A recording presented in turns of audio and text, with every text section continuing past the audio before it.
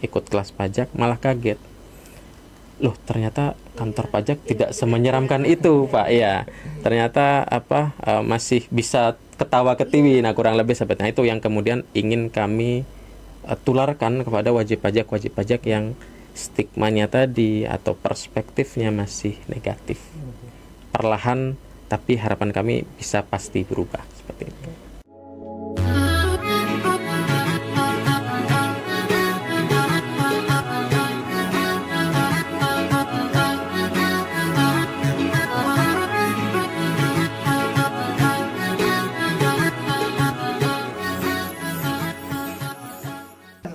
Halo, Assalamualaikum warahmatullahi wabarakatuh dan salam sejahtera untuk kita semua.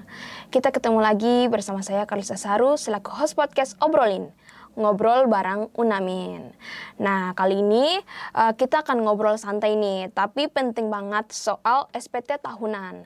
Nah, setiap tahun masyarakat Indonesia yang sudah memiliki penghasilan tertentu punya kewajiban untuk melaporkan pajaknya. Tapi masih banyak nih yang belum paham dan bingung mulai dari apa saja itu SPT, bagaimana cara melapornya, dan sampai ke apa saja yang perlu disiapkan. Nah, biar gak salah paham dan gak salah ambil langkah nih, kita sudah bersama narasumber kita yang siap menjawab seputaran pelaporan SPT tahunan 2025. Yuk kita simak bersama dan cari tahu bagaimana cara melapor pajak dengan mudah, cepat, dan aman. Tapi sebelum kita membahas lebih jauh tentang SPT tahunan ini, nah boleh dong bapak-bapak memperkenalkan diri ke Sobat Unamin yang lagi nonton nih. Dari Bapak duluan. Oke, halo, selamat pagi Kak. Perkenalkan, saya Darmawan dari kantor pajak Solong. Halo. Halo, selamat pagi Kak. Ya, perkenalkan, Assalamualaikum warahmatullahi wabarakatuh. Saya Ika Prasetya, penyuluh pajak dari KPP Pratama Sorong. Nah, berbicara soal SPT tahunan 2025 nih Pak, bisa dijelaskan nggak apa sih yang dimaksud dengan SPT tahunan ini dan mengapa ini wajib dilaporkan oleh wajib pajak? Oke, baik. Jadi sebenarnya kalau kita bicara apa sih yang dibilang dengan SPT tahunan, SPT tahunan itu sendiri adalah secara lebih panjang Kak, itu surat pemberitahuan. Nah, di mana surat pemberitahuan ini konteksnya adalah bagaimana setiap wajib pajak itu melakukan kewajiban pemenuhan perpajakannya.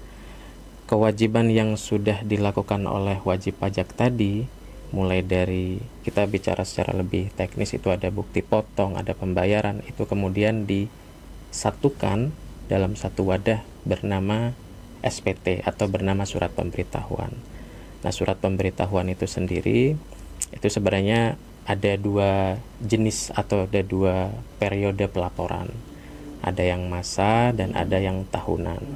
Nah, cuma secara lebih umum wajib pajak itu kenalnya atau familiarnya pada yang tahunan.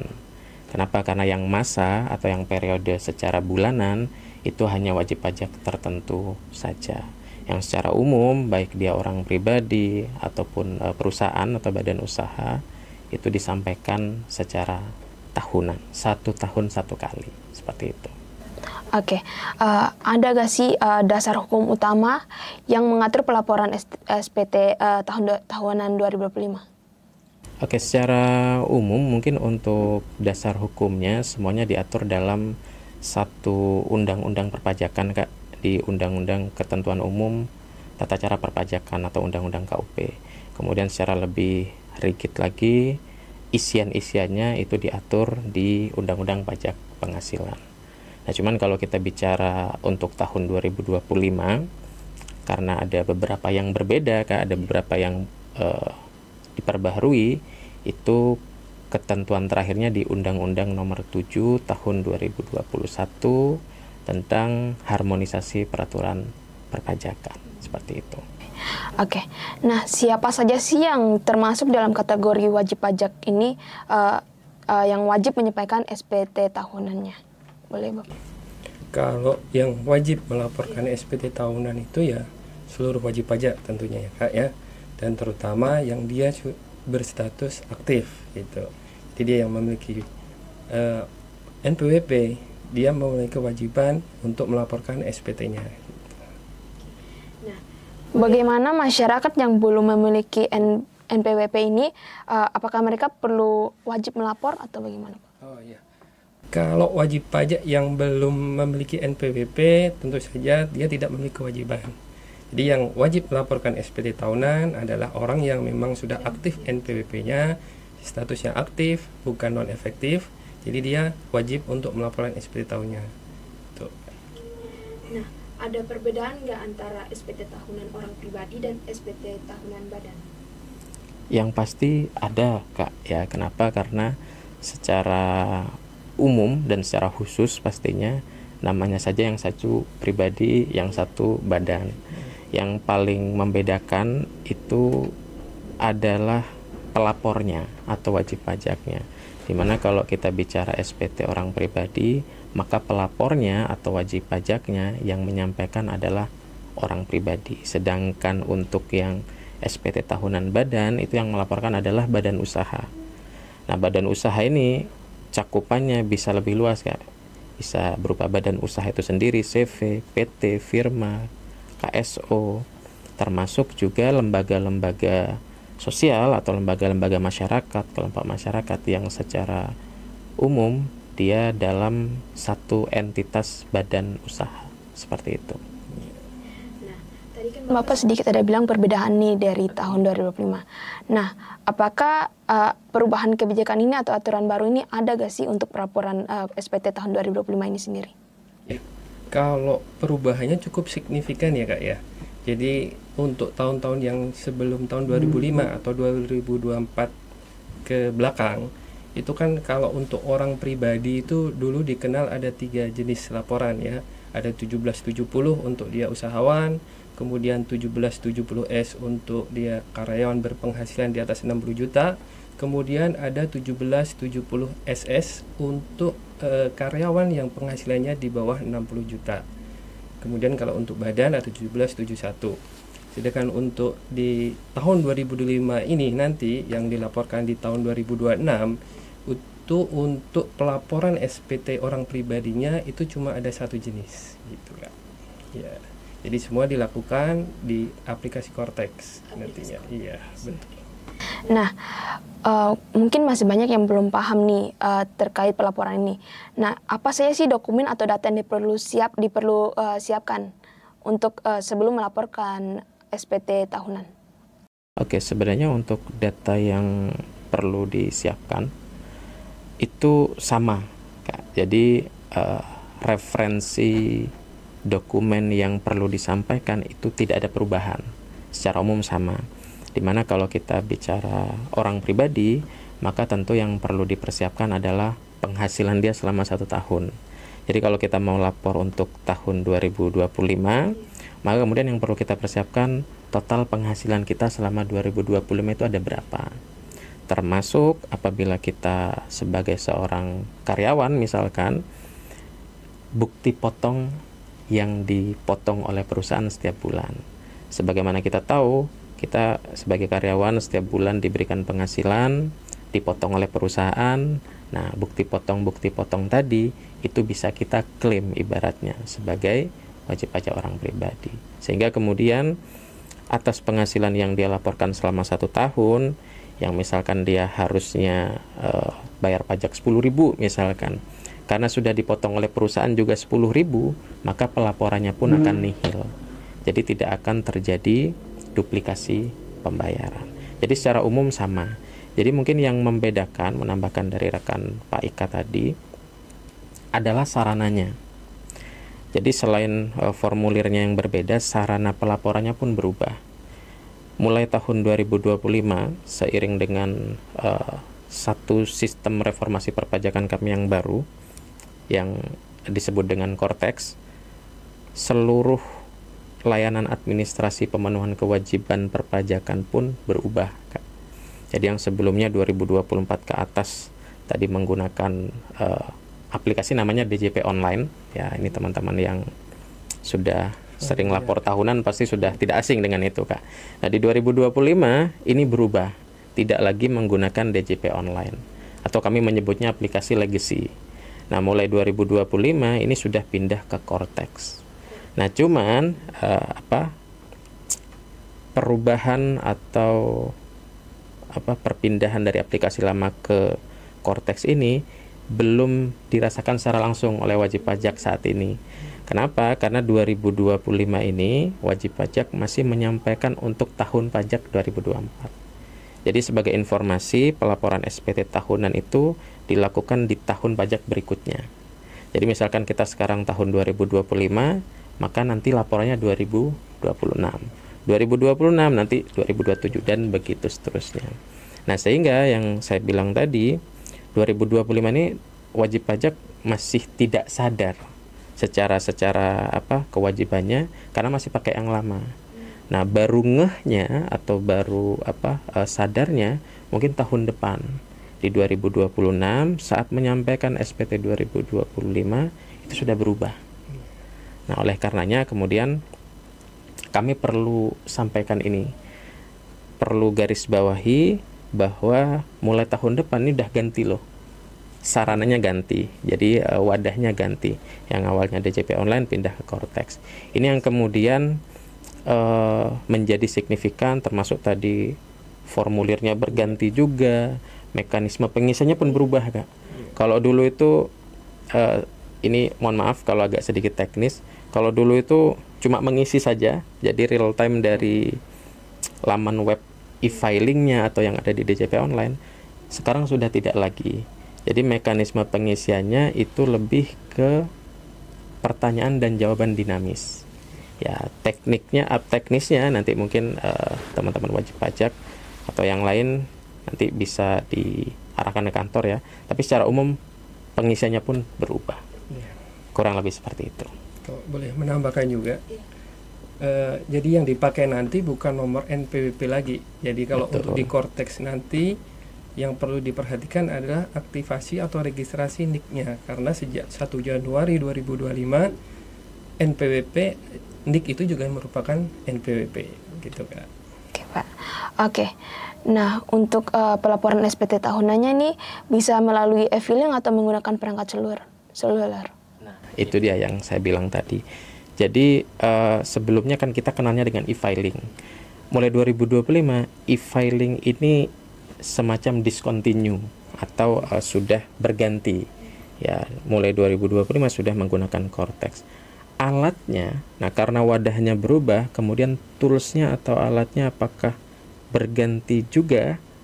Secara umum tidak, malah disempurnakan, Kak. Kalau kita bicara tahun 2024 ke atas, itu ada dua sarana pelaporan tahunan, ada e-filing dan ada e-form PDF. Nah, dulu e-filing bisa kita langsung laporkan itu secara real time based on web, dari webnya, dari web e-filing. Nah, sedangkan e-form kita perlu mengunduh pembaca PDF. Jadi kita tidak bisa tuh secara serta-merta lapor menggunakan handphone atau menggunakan sarana elektronik yang lebih ringkas. Nah, di Cortex semuanya sudah based on web. Jadi kita wajib pajak pun seandainya nanti sudah familiar, sudah terbiasa dengan Cortex ini, bisa lapor menggunakan handphone. Handphone pribadi tinggal mengakses laman Cortex di browser masing-masing. Jadi Cortex ini bisa lebih efisien. Betul, lebih efisien dan lebih mudah bisa digunakan kapanpun. Oke. Nah, ada konsekuensi nggak atau sanksi untuk wajib pajak yang terlambat melapor SPT-nya? Kalau untuk sanksi jelas berlaku ya, Kak ya.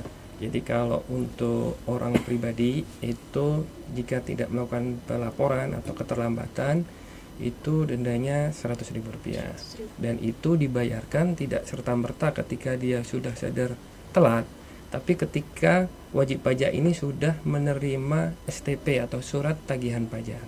Jadi ketika wajib pajak telat lapor, kemudian dia sudah menerima surat tagihan pajak, nah baru wajib pajak ini membuat ID billing untuk disetorkan ke bank atau kantor pos.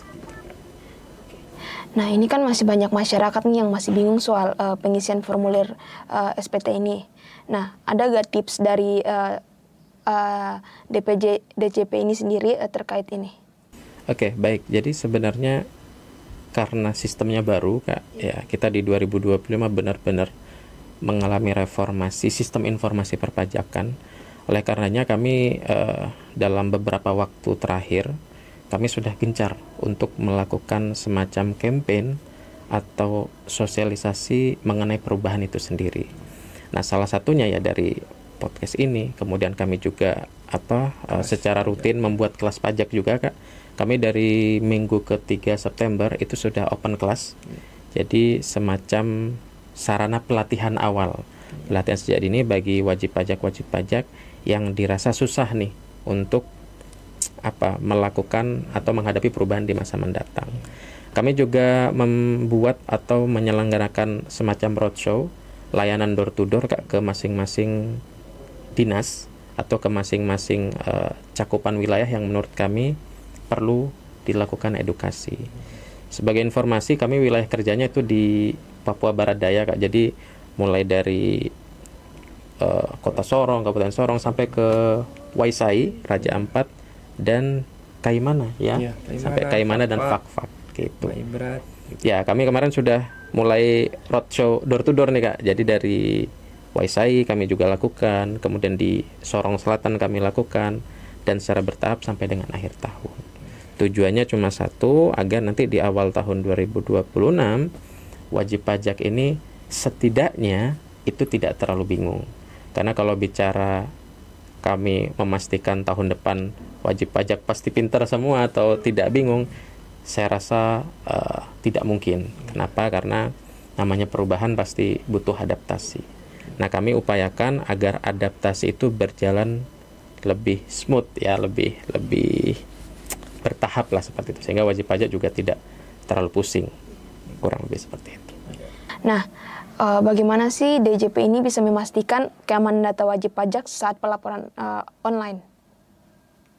Untuk keamanan wajib pajaknya, registrasi ya, jadi ketika di Cortex ini ya, kita ngomongnya tentang Cortex, ketika registrasi itu di situ ada foto diri atau selfie, jadi memastikan bahwa yang melakukan registrasi itu adalah wajib pajak yang bersangkutan.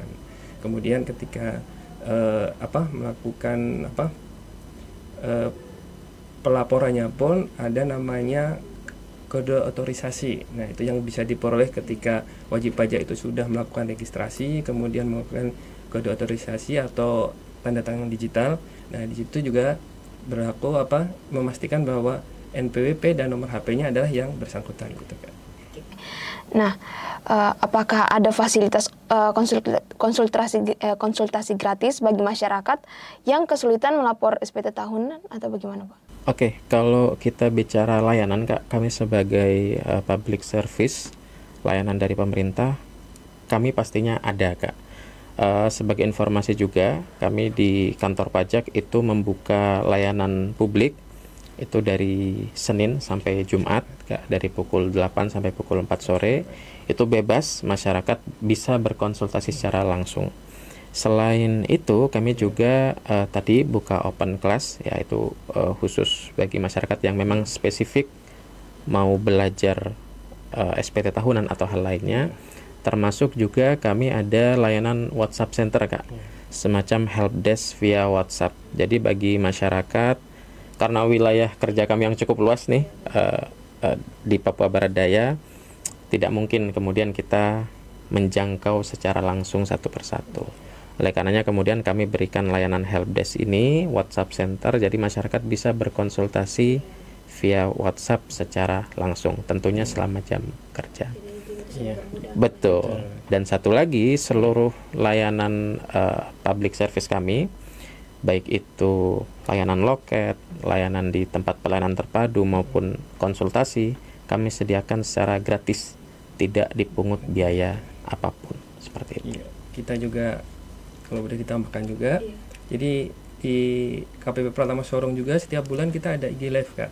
Jadi kita mengangkat tema-tema yang sekiranya wajib pajak itu membutuhkan informasi, itu kita adakan IG Live gitu. Jadi misalnya akan tidak berkesempatan untuk datang ke KPP, bisa langsung nanti konsultasi langsung ketika saat itu live gitu. Oke.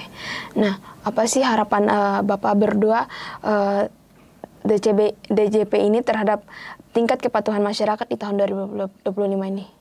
Oke, harapan kami tentunya yang pasti kalau kita bicara kepatuhan, Kak, karena salah satu gerbang pertama wajib pajak itu mengenal perpajakan itu kan dari pelayanannya, Kak. Sehingga kemudian ketika kita bisa memberikan pelayanan yang baik, memberikan edukasi yang baik, maka kemudian kepatuhan itu bisa tumbuh dengan sendirinya. Nah, di luar itu kita juga tahu, kita juga sadar, kami sadar bahwa 2025 ini banyak perubahan. Ada beberapa perubahan yang pun itu juga sangat signifikan, sehingga harapan kami kepatuhan wajib pajak khususnya masyarakat di Provinsi Papua Barat Daya itu bisa beradaptasi dengan baik. Ya, kepatuhannya meningkat, alhamdulillah, syukur ya. Tapi setidaknya kami usahakan untuk meningkat. Kami usahakan agar semua wajib pajak di Papua Barat Daya ini bisa tumbuh kesadaran perpajakannya dengan natural, ya, tanpa perlu kita kemudian melakukan paksaan, melakukan pemeriksaan, pengawasan dan segala macamnya. Seperti itu. Harapannya seperti itu, bisa beradaptasi dengan baik pada perubahan yang akan dihadapi. Kalau harapan saya juga nanti ya dengan kemudahan-kemudahan dan dibukanya sistem-sistem baru ini, ya wajib pajak lebih mudah untuk mengakses fasilitas perpajakan, kemudian tidak direpotkan dengan berbagai macam jenis aplikasi yang harus digunakan gitu. Ya, kami mengharap bahwa itu akan juga meningkatkan kepatuhan dari wajib pajak itu sendiri. Nah, tadi kita udah ngobrol-ngobrol banyak nih soal SPT ini. Boleh dong kita ngobrol sedikit tentang pajak? Boleh. Oke. Nah, banyak orang nih yang merasa pajak itu rumit dan menakutkan. Nah, gimana sih cara kita mengubah stigma itu bahwa pajak itu gak semenyeramkan itu loh? Ya, jadi memang salah satu PR utama kami, Kak, karena kebetulan kami berdua adalah penyuluh pajak, adalah bagaimana kemudian kita bisa menyentuh masyarakat secara langsung dan bisa memberikan edukasi yang baik pastinya. Nah, hal tersebut ya salah satu tujuan utama kami adalah agar merubah stigma-stigma itu tadi. Kami juga memberikan pelayanan yang bisa dibilang prima, ya, agar kemudian masyarakat yang datang langsung ke kantor pajak itu nggak takut duluan. Karena kita tahu, kita sadari pasti bahwa kalau kita bicara kantor pajak, masyarakat jangankan datang, ya kita sudah berpikir mau berkunjung saja itu sudah serem duluan kan gitu, Kak, ya. Makanya kemudian kami kami upayakan agar edukasi kemudian pelayanan yang kami berikan di loket baik secara langsung maupun tidak langsung itu lebih lebih humanis, bisa dibilang seperti itu. Bahkan beberapa testimoni yang kami dapatkan, Kak, ini di Papua Barat Daya khususnya, banyak wajib pajak yang justru kaget. Jadi ketika datang langsung ke kantor, konsultasi secara langsung, ikut kelas pajak, malah kaget. Loh, ternyata kantor pajak tidak semenyeramkan itu, Pak. Ya, ternyata masih bisa ketawa ketiwi. Nah, kurang lebih seperti itu yang kemudian ingin kami tularkan kepada wajib pajak yang stigmanya tadi atau perspektifnya masih negatif. Perlahan, tapi harapan kami bisa pasti berubah seperti itu. Kalau misalkan nih pajaknya tidak dibayar, itu sebenarnya siapa sih yang paling dirugikan? Nah, ini tadi yang melanjutkan dari yang pertanyaan sebelumnya, Kak, ya. Kalau wajib misalnya dia tidak berpenghasilan kemudian tidak dibayarkan gitu ya. Sebenarnya kesadaran wajib pajak itu untuk membayarkannya itulah kontribusi kepada negaranya dari situ gitu, Kak. Jadi ketika orang kebanyakan yang berpikir ya, kalau saya sudah bayar harusnya ada dong yang saya terima gitu ya. Padahal sebenarnya dari asas pajak itu sendiri adalah kontribusi tidak langsung dari wajib pajak untuk negara pembangunan. Padahal kalau kita ngelihat ke jalan, kemudian bangunan-bangunan itu semua dari pajak juga dananya seperti itu. Jadi anak-anak bisa sekolah, kemudian rumah sakit, kayak gitu, Kak. Kontribusinya tidak langsung. Jadi memang beda kalau kita ini ya, misalkan ikut perlombaan atau kompetisi, setelah kita dapat memenangkan, dapat rewardnya bisa dapat langsung. Nah, kalau pajak itu karena memang untuk kesejahteraan masyarakat satu negara ya, satu bangsa, maka kemudian timbal baliknya pun tidak dirasakan secara langsung. Kalau bicara yang paling dirugikan, ya kemudian kembali ke masyarakat itu sendiri, karena uang kita ya dalam bentuk APBN itu dari kita, oleh kita, dan untuk kita, sehingga kemudian ketika kita tidak berkontribusi sebagaimana mestinya, maka kerugiannya di kita. Pun seandainya tidak rugi secara langsung ke kita, kasihan ya, merugikan saudara sebangsa dan senegaranya. Makanya itu kemudian ada istilah satu Kak, namanya free rider. Free rider ini semacam penumpang gelap. Jadi ikut menumpang dalam satu kendaraan tapi tidak ikut berkontribusi. Mungkin kalau kakak-kakak teman-teman di Unamin ini kalau kerja kelompok dari 5 orang, 4-nya kebagian tugas, 1 tidak kebahas. Kurang lebih seperti itu. Itu sih Kak, kurang lebih. Nah, menurut Bapak berdua nih, kenapa ini penting sih bagi anak muda atau generasi Z, Gen Z untuk melek terhadap pajak sejadi ini? Sangat penting ya. Ini justru bagian dari edukasi kami Kak, itu di reformasi perpajakan 4 ya di 2018. Jadi kami 2018-17 itu membuat yang namanya inklusi perpajakan bagi generasi muda. Dalam bentuk apa? Itu dalam bentuk salah satunya ada inklusi perpajakan secara langsung di sekolah, tax goes to school, tax goes to kampus, pajak bertutur. Bahkan di 2018 dan berjalan sampai dengan sekarang, kami bekerja sama dengan teman-teman sivitas akademik di kampus untuk mendirikan yang namanya tax center. Nah, tax center ini yang kemudian di dalamnya itu melahirkan relawan pajak untuk negeri, atau istilah di kami namanya adalah renjani. Nah, tax center dan relawan ini merupakan kepanjangan tangan Kak, dari kami, dari Direktorat Jenderal Pajak, untuk menyasar Gen Z tadi, generasi muda, agar sadar lebih dini bahwa pajak itu bukan semacam upeti yang harus dipaksakan, melainkan adalah kesadaran diri untuk berkontribusi pada negeri. Jadi ini loh kontribusi saya kepada negeri di awal seperti ini dan seterusnya. Itu jadi memang sangat penting, dan itu merupakan salah satu konsentrasi utama kami ya, DJP secara umum, dalam memberikan edukasi perpajakan. Itu sih kalau dari saya. Nah, dalam konteks keadilan sosial nih, bagaimana pajak bisa berperan untuk pemerataan ekonomi ini sendiri? Seperti tadi kan ada pembangunan dan lain-lain. Ya, kalau kita bicara keadilan sosial, tentu ya tadi ya, kita timbal baliknya secara tidak langsung. Justru peran pajak di sini sangat vital untuk membuat keadilan sosial itu sendiri, membuat pemerataan ekonomi terjadi. Makin besar kontribusi kita ya kepada negeri ini, pasti akan membantu pemerataan itu sendiri Kak. Sebagai informasi, kontribusi pajak Kak dalam APBN atau dalam uang kita, pengelolaan ekonomi di negeri ini itu kurang lebih di 72 sampai 80% dalam 1 tahun. Itu artinya jadi sangat vital. Nah, ketika himpunan penerimaan pajak ini berkurang atau terganggu, maka kemudian menyebabkan impact-nya adalah kelangsungan ekonomi negara kita menjadi tidak baik.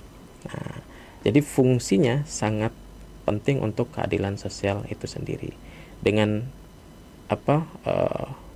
penerimaan pajak yang baik, sehingga kemudian negara mampu mengelola itu dengan baik, tentu harapan kita semua, sehingga efek jangka panjangnya, efek dominonya, pemerataan ekonomi, pemerataan kehidupan sosial bernegara itu bisa terjadi dari Sabang sampai Merauke, dari Tahuna sampai Pulau Rote, seperti itu.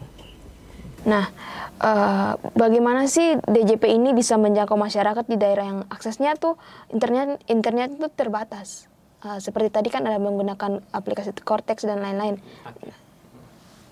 Ya, untuk menjangkau daerah-daerah terbatas sebenarnya kita juga punya perwakilan kantor-kantor ya di kayak seperti di Fak-Fak atau di Teminabuan itu berupa kantor KP2KP ya. Jadi mereka memberikan bantuan atau akses ketika warga ini membutuhkan pelayanan atau pengadministrasian perpajakan gitu kan.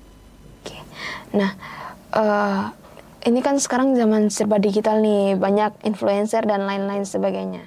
Nah, apakah influencer atau konten kreator ini juga wajib gak sih untuk wajib melapor pajak ini sendiri? Oke, baik ya. Ini menyambung ya dari pertanyaan sebelumnya yang tadi mengenai siapa saja sih yang wajib untuk lapor sebenarnya. Nah, pada dasarnya sebenarnya kewajiban penyampaian SPT tahunan ini melekat secara objektif atas penghasilan yang diterima selama 1 tahun atau selama 1 periode. Artinya ketika kita ya masyarakat secara umum memperoleh penghasilan selama 1 periode tadi selama 1 tahun, maka idealnya kita wajib menyampaikan SPT tahunan. Entah itu kemudian melebihi namanya ada kami PTKP Kak. PTKP itu semacam layering atau batasan penghasilan tidak kena pajak. Artinya kita semacam menginformasikan nih ke negara, negara ini penghasilan saya selama 1 tahun di bawah PTKP loh, di bawah penghasilan tidak kena pajak. Jadi saya mau lapor tapi lapornya nihil. Ataupun sebaliknya, saya ini sudah di atas PTKP loh, sudah di atas tidak kena pajak, saya terutangnya segini. Jadi kami karena sistem atau asas perpajakannya masih self assessment, artinya wajib pajak itu menghitung sendiri, memperhitungkan sendiri, intinya mengolah sendiri. Jadi kami di DJP hanya semacam menerima feedback saja. Kami di DJP hanya semacam mengarahkan relnya saja. Oh, kalau penghasilan segini tarifnya segini, kalau segini ini nggak kena pajak dan seterusnya. Sedangkan yang memunculkan penghasilannya, yang memunculkan tambahan kemampuan ekonomis yang diterima itu dari wajib pajaknya itu sendiri. Jadi kalau bicara apakah teman-teman konten kreator, artis, influencer lokal, apalagi selebgram ya, apakah wajib lapor sepanjang dia menerima penghasilan? Maka jawabannya iya. Secara objektif dia sudah memenuhi untuk kemudian lapor. Nah, nanti apakah laporannya harus bayar berapa Pak, harus bayar tunggakan berapa dan seterusnya, nah itu bergantung dari penghasilan yang diterima. Kalau penghasilannya tadi ya di bawah penghasilan tidak kena pajak, kalau dia karyawan atau kalau dia usahawan ada layering UMKM Kak, kami ada tarif pajak penghasilan final yang diberikan oleh pemerintah khusus untuk UMKM. Jadi kami juga peduli, tidak hanya peduli pada sektor tertentu, kami juga memberdayakan salah satunya UMKM. Jadi kami berikan tarif khusus, tarif final, sehingga sepanjang dia masih di bawah batasan yang ditentukan, dia tarifnya cuma 1. Jadi seperti itu. Kalau bicara siapa saja yang wajib menyampaikan, gitu. Nah, bisa diceritain sedikit nggak Pak? Ada nggak sih pengalaman menarik atau lucu saat sosialisasi pajak ke masyarakat? Oke, ini siapa duluan nih yang mau cerita lucu? Oke, kalau cerita lucu Kak, jadi informasi tambahan juga kami baru ini di Tanah Papua ya, yang baru 3 bulan ya, Pak Eka, kurang lebih 3 bulan. Jadi kalau bicara hal lucu selama 3 bulan ini cukup banyak ya. Kami baru pertama kali ke Papua, baru pertama kali menyentuh Tanah Papua dengan keberagaman alam serta sumber daya manusianya, SDM-nya. Nah, salah satu yang kemudian paling lucu adalah saat saya pribadi ya, itu di Waisai. Nah, karena kami setiap bulan ada layanan di luar kantor Kak, di Raja Ampat. Nah, saat di Waisai ya ada beberapa wajib pajak yang uniknya, karena kami sekarang layanannya sudah full digital, semuanya hampir sudah elektronik. Ada yang bahkan tidak tahu email itu apa. Ya, ini salah satu, kalau kami menyebutnya itu kearifan lokal. Ya, jadi kita ya bagian PR dari kami ini penyuluh untuk kemudian bisa membuat masyarakat lebih tahu. Jadi jangan sampai justru dengan digitalisasi malah jadi menjauhkan masyarakat yang awam. Jadi kami ingin mengkolaborasikan itu tadi. Nah, salah satu yang paling lucu yaitu email. Bahkan email saja tidak tahu gitu, tidak mengerti apa itu email. Sedangkan layanan digital kami karena sudah fully digital, ya sama kayak media sosial, trigger utamanya dari email dan nomor handphone. Maka kemudian kami lakukan edukasi perlahan, email itu apa dan bagaimana prosesnya. Ya itu yang menarik dan itu belum pernah saya terima ketika masih di tempat sebelumnya seperti itu. Ya, kalau pengalaman lucu apa ya? Ya mungkin karena kita ya sahabat base-nya dari saya baru masuk di tanah Papua ini, jadi ya pengalaman lucunya ya ketika kami berkunjung ke tempat-tempat yang apa ya mungkin lebih susah dijangkau gitu. Sebenarnya bukan lucunya tapi justru karena menyadari bahwa ternyata apa emang kekayaan yang di apa Pulau Papua ini sangat kaya sekali akan keanekaragaman gitu aja sih Kak. Iya. Nah, jika pajak ini adalah kontribusi besar untuk negara nih Pak, apa sih bentuk rasa bangga yang seharusnya muncul dari ketaatan pajak ini menurut Bapak? Dari masyarakat? Iya, dari masyarakat. Salah satu ya karena dampaknya ini tidak langsung, jadi salah satu bentuk proudnya atau kebanggaan yang bisa dibanggakan oleh masyarakat itu sendiri adalah salah satunya ya yang paling bisa dirasakan pembangunan di daerahnya.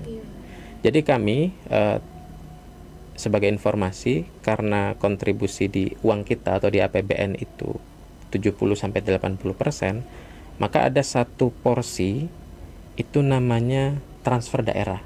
Jadi kami dari pusat, dari APBN itu melakukan transfer kepada kas daerah untuk pembangunan di daerahnya tadi. Nah, ketika kemudian masyarakat itu sendiri sudah secara alamiah sadar atau taat lah ya bisa dibilang atas kewajiban perpajakannya, sehingga secara gotong royong kemudian bisa mengumpulkan penerimaan pajaknya secara bersama-sama, maka kemudian transfer ke daerahnya pun, timbal balik ke daerahnya pun itu akan terasa.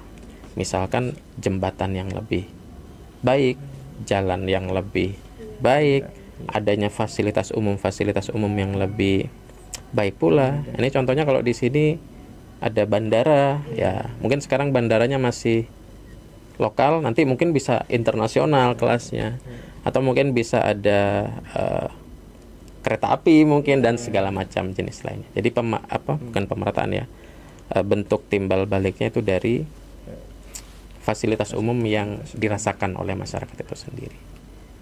Gitu sih. Nah, terakhir nih Pak. Oke. Pesan apa sih yang ingin Bapak sampaikan kepada masyarakat, khususnya masyarakat di Papua Barat ini sendiri, agar semakin paham nih dan sadar pentingnya pajak di tahun 2025 ini sendiri? Silakan Pak Ika duluan. Harapannya Kak ya. Ya harapan saya sebagai penyuluh kepada wajib pajak di Papua ya, dengan kemudahan, kemudian fasilitas-fasilitas yang dimudahkan dari Dijen Pajak untuk pelaporannya, kami harap wajib pajak yang sudah memang memiliki kewajiban untuk pelaporan dan memiliki penghasilan yang memang harus dilaporkan untuk memenuhi kewajibannya itu. Gitu. Oke, baik. Kalau kita bicara harapan secara umum Kak, jadi salah satu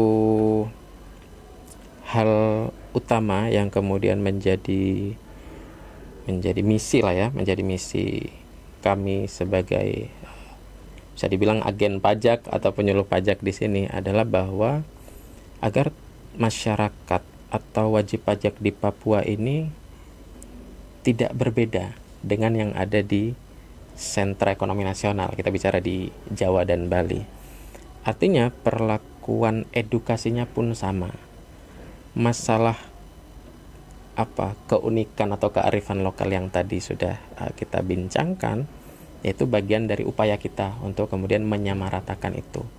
Agar apa? Tujuannya seperti yang kakaknya tadi bilang, agar pemerataan ekonomi, pemerataan pengetahuan perpajakan, pembangunan itu sama. Dari Sumatera sampai Papua itu sama, tidak ada pembeda. Harapan kami itu. Selain itu, tentunya kami juga sangat mengharapkan bahwa upaya kami ya untuk mendekatkan kepada masyarakat di Papua Barat Daya itu bisa memberikan timbal balik yang baik, Kak. Ya, jadi kami tentu tidak mengharapkan sekaligus setelah kita edukasi langsung tiba-tiba patuh, tiba-tiba sadar pajak sepenuhnya, ya itu secara ini mungkin tidak mungkin terjadi. Tapi harapan kami ada progres, ada pertumbuhan kepatuhan. Ya, dari yang sebelumnya, jangan sebelumnya tidak lapor jadi lapor. Mungkin dari sebelumnya tidak lapor, sekarang jadi tahu kalau harus lapor. Nanti nextnya atau berikutnya, oke, kalau sudah tahu kenapa saya harus lapor, baru kemudian harus lapor. Jadi bertahap. Itu yang kami inginkan. Terakhir, yang menjadi bagian misi penting kami, Kak, hal penting yang perlu kami sampaikan adalah bahwa ini berkaitan dengan penyampaian SPT tahunan. Karena SPT tahunan 2025 yang nanti disampaikan di 2026 itu sudah full digital, agar kemudian tidak terjadi email tidak tahu atau nomor handphone belum ada, kami mengharapkan wajib pajak bisa memanfaatkan waktu 3 bulan di 2025 ini untuk kemudian bisa berkonsultasi secara langsung ke kami, ya, atau memanfaatkan layanan-layanan kami untuk mempersiapkan perubahan digitalnya. Jadi nanti 2026 sudah tidak riwah lagi. Jadi 2026 nggak baru, saya nggak tahu nih email apa nih, nomor handphone saya berubah dan segala macamnya. Jadi 2026 ibarat kata nih, kalau saya analogikan di media sosial, 2025 ini kita buat dulu akun Facebooknya, kita buat dulu akun TikToknya, akun Instagramnya. Nanti 2026 kita tinggal post saja. Jadi tinggal take video, post, buat feed Instagram, post, dan seterusnya. Tidak lagi kemudian 2026, waduh saya mau buat akun Instagram dulu nih atau akun Facebook dulu, tidak lagi seperti itu. Itu harapan utama kami. Jadi titip pesan bagi semua masyarakat di Papua Barat Daya agar kemudian bisa memanfaatkan sisa 3 bulan ini. Demi siapa? Demi wajib pajak itu sendiri. Itu, Kak. Terima kasih. Banyak Bapak atas sharing-sharingnya, pembahasan yang sangat luar biasa dari ini. Banyak hal penting yang kita dapat dari pembahasan kita di saat ini, mulai dari apa itu SPT tahunan, siapa yang wajib melapor, dan sampai tips-tipsnya biar gak bingung nih saat isi formulir di DJP online atau apa tadi namanya? Cortex. Ya, benar. Intinya melapor SPT itu bukan hal yang sulit, asal kita tahu caranya dan mau meluangkan waktu sebentar untuk taat pajak ini sendiri. Nah, terima kasih banyak Bapak untuk waktunya, sudah mau sharing-sharing sama kita di Obrolin. Buat teman-teman yang nonton sampai dari awal sampai akhir, kami ucapkan terima kasih banyak juga sudah mau meluangkan waktunya untuk menonton. Teman-teman semua jangan lupa untuk follow sosial medianya Unamin, ada Instagram Unamin Official, TikTok, Facebook, dan Threads juga. Dan juga mungkin Bapak ada media sosial. Kami juga ada media sosial interaktif, itu ada di Instagram @pajaksorong. Ya, salah satu program kami itu setiap bulan ada live Instagram, di mana live Instagram tadi kami mengangkat tema-tema atau isu-isu terkini, hot issue yang kemudian bisa relevan dengan wajib pajak itu sendiri. Oke. Terima kasih banyak Pak. Buat teman-teman semua, jangan lupa untuk like, comment, share, and subscribe, dan nyalain lonceng notifikasinya biar gak ketinggalan episode-episode menarik berikutnya. Saya Kalista Saru pamit undur diri. Wassalamualaikum warahmatullahi wabarakatuh.